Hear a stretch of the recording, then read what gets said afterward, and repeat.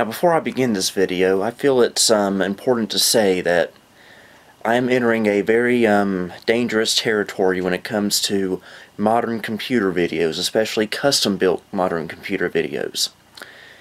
A lot of people have their own opinions on how a computer should be built. I have my own opinion as well. And unfortunately, when it comes to custom-built computers, people seem to get very, very passionate about their opinions. Nothing wrong with that, but a lot of times they get a little too passionate and start saying horrible things about your computer, saying you use the wrong parts, you have the worst graphics card, or yada yada yada. Well, I always welcome constructive criticism on my videos. That's always a welcome thing. However, deconstructive criticism will not be tolerated, and as always, and your comment will be deleted, and you may even be blocked. So just keep that in mind. Anyway, with that said, I got me a new computer today. Some assembly required. This is very exciting for me. I sold my 2011 custom built the other day, and with the money I bought this. I believe what I have in this box here is an Asus motherboard. I forget the model number.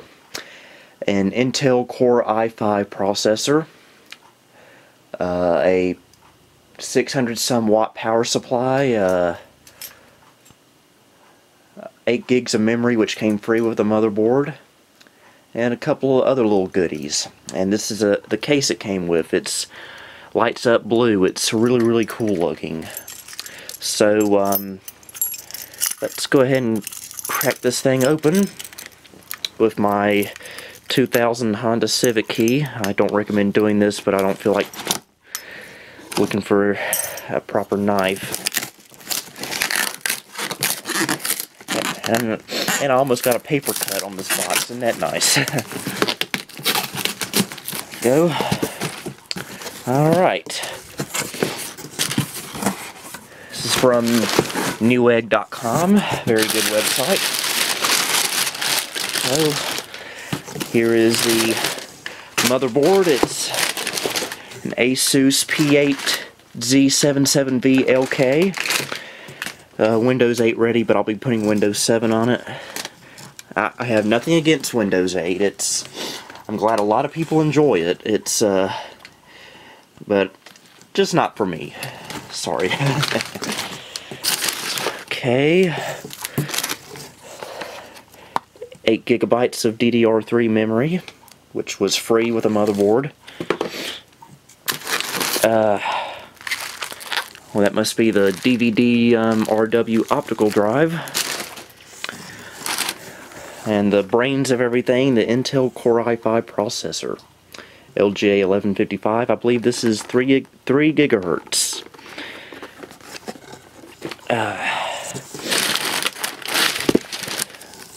What's this? Oh gosh. They sent me a free Intel t-shirt. that is amazing. Let's see. Card reader. I was hoping to put a floppy drive in here, but it doesn't have a floppy drive controller on the motherboard, so I'll have to keep using my USB one instead. Let's see. An aftermarket CPU cooler, which I'm a little scared about because I've never used one before. Okay, and this might be all. It's Corsair TX650 650 watt power supply. Must be the invoice. We better check and see if there's anything else in here. Nope. Okay, let's take a look at the case. Actually, we'll do the case later. We need to get the motherboard running. Okay, here's the motherboard. Let's open it up. Okay. It's probably the It comes with some SATA cables, that's really good. And here's the board. We'll just set it over here.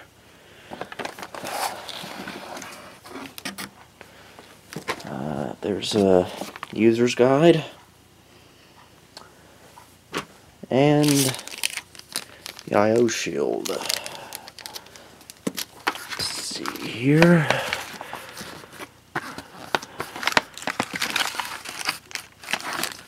Okay, SATA cable and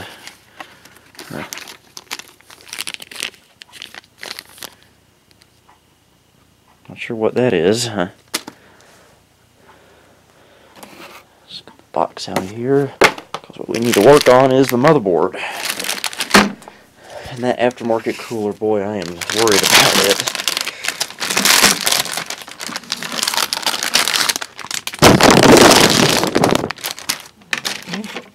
And here's the board. Everything seems to be in order. Let's flip it around. A standard array of ports. Got USB 3 on here. Unfortunately, I don't have any USB 3 devices. Okay, there's no use putting this off anymore. Let's get to work on that cooler. Well, if you're wondering why we're on the road right now, my fears about that aftermarket cooler were somewhat true. But it's nothing too serious. I just need to go to the store, to Intrex Computers to be exact, over on Battleground Avenue, and get some thermal paste, because I thought the aftermarket cooler would have come with it, but unfortunately it did not. So we are in the 2000 Civic right now, heading out that way, and we will and I really shouldn't be holding my camera right now while driving, but we will check back in a little bit. Well, here's the thermal paste I just bought over there at Intrex. And over there's a nice looking 2013 Honda Accord EX, kind of like my mom and dad's car, although theirs is a sport model. And also, you're not going to believe what I picked up in there. An employment application. I might be getting a job. So we'll check back at home in a little bit. Oy.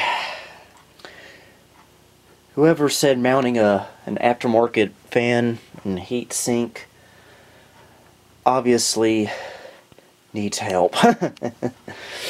Took me about an hour to get this thing on, but please forgive me though, it's my first one I've ever done, but I got it on there, and it turns out it did come with thermal paste, meaning my trip to Intrex was useless. Well, except getting an employment application.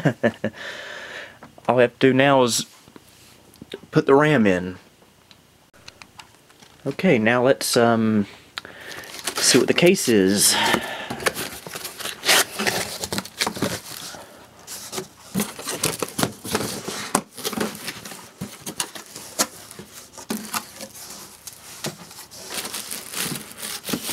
Be right back. It's gonna take two hands. Well, here it is. This is a Cinti case. It's got a USB port and a USB 3 port on the front. Power button. It's supposed to light up blue, actually, I believe. It has a little side panel. And here's the back of it. It's a rear-mounted power. It's a bottom-mounted power supply, which is really good. Supports water cooling once I figure out how to do water cooling. And there's the other side. Let's see if we can get everything mounted in here, shall we? Thought I'd never get to this point, but apparently I have. It's more or less done. I know pretty bad cable management right now, but I can fix that after a while. I got the motherboard in here, power supply, 2 hard drives I already had. Ow. Here's the front. Got the card slot in there, and if I can get this open here, it's well, the optical drive's in there. Just take my word for it. But and this USB 3 port on the front, the end of it is just a USB cable. I don't know where to plug it in at. But whew. Let's try it out, shall we? I sure hope this works. Oh, please let this work. Okay, let's plug it on in down here. And let's power it on. Maybe the thing isn't... Okay. Well, that's a good sign. It's quite quiet. And dead. This is not good, folks. Well, folks, I was just about to give up on this. I worked for about 30 minutes trying to get this computer to post, and it was just dead as a doornail. However, I fixed it by doing something incredibly simple. I put the RAM in a different slot, and it works now. So, let's go configure this little beast. How about that? If I sound out of breath, it's because, well, I am out of breath.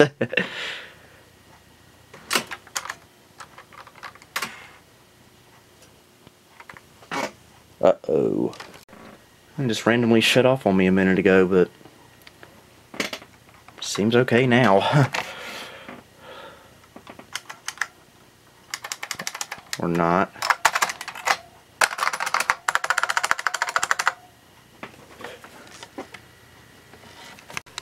The computer's happy. I'm happy. Everything's happy. I'm sorry, I'm just out of breath right now, but I think everything's going to be okay now, knock on wood. Windows 7 Ultimate 64-bit is currently installing right now. Focus. And my battery is about to die, even though I just charged it a while ago. So we'll check back once again in a little while. Well, it's 8:45 in the evening. I started making these videos at about 12:30 this afternoon, but everything is done and everything's working. So I figured I'd do a video of the boot up of my 2013 custom built.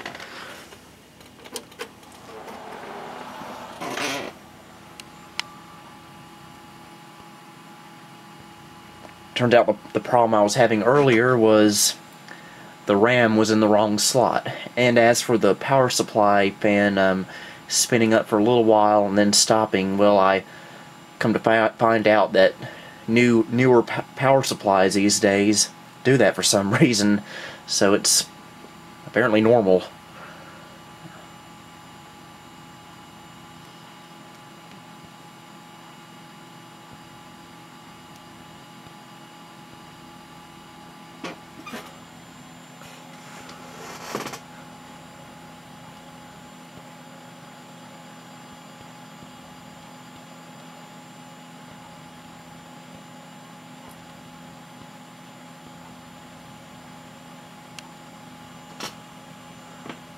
And here we go.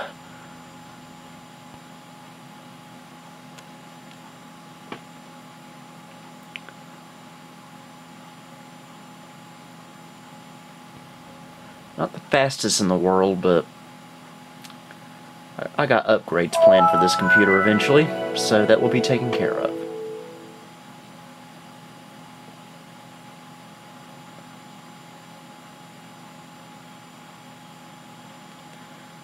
Okay, still loading. Yeah, I plan to eventually, actually as soon as possible, upgrade this to an SSD drive, which I hear really nice. Installing device driver software. What did I do differently this time? I didn't plug anything up. Oh, my external hard drive, I guess. I already had it plugged in. Oh. A little slow booting up, but like I said, I can fix that eventually.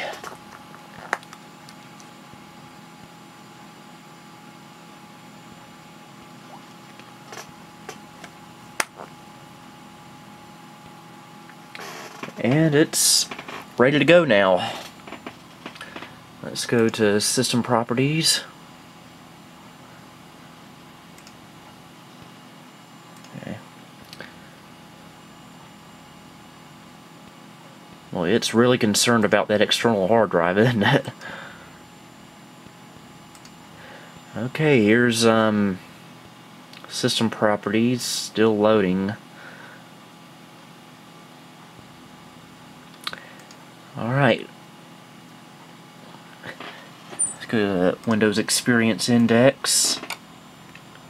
Unfortunately, as you can see, it only has a 4.6 score. It's actually lower than my last computer, which was a 4.8.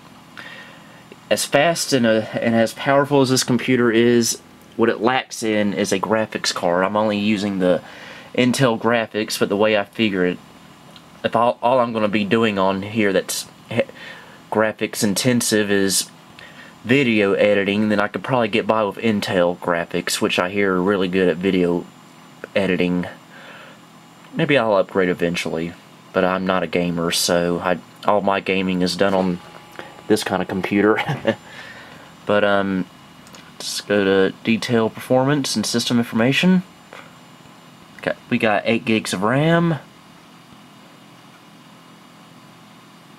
2 hard drives. We have a 250 gigabyte drive for boot and programs, and 500 gigabyte drive for files, which is the same drive that was in my old computer.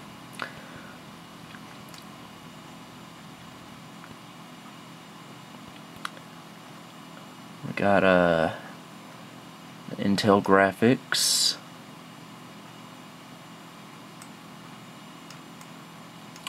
Realtek network adapter. Yeah, let's go to Device Manager.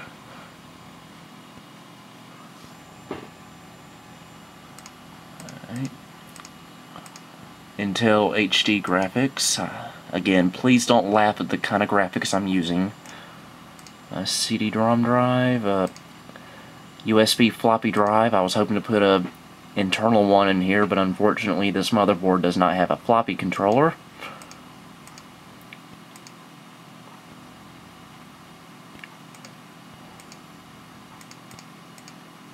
Realtek network. Must be the card reader. Oh, look at all those cores there. And Realtek again for audio. And let's see, in case you were wondering, I actually got my PC to TV encoder card that I got last week to run on here, just like it was on my temporary computer over there that I was using up in between computers.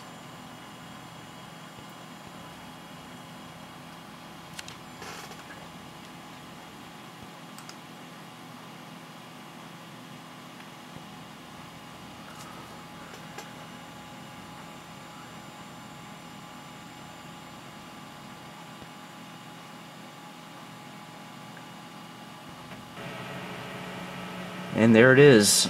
That's the Packard Bell Legend 818 CDT. So, that works.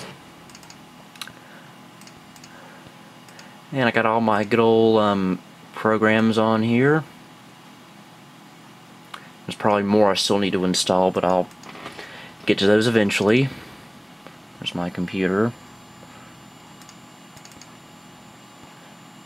Yeah, that's pretty much all there is to see. This is pretty much Windows 7.